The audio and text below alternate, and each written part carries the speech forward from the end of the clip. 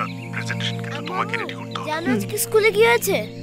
বাবা একটু, হ্যাঁ হ্যাঁ, ডে আফটার টুমরো সাবমিট করে দিচ্ছি। এই নাও। আম্মু, কালকে তো প্যারেন্টস ডে, তোমার অফিস কি ছুটি দেবে? 100 ওয়াট দিবে, খাও। আম্মু, ওয়াইফাই তো কাজ করছে না। আরেকবার ট্রাই করো।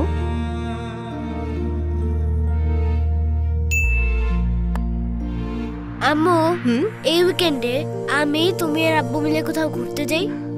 ওকে, এবার অঙ্কটা করো। ডেডলাইন চেঞ্জ, কালকেই সাবমিট করতে হবে তোমাকে।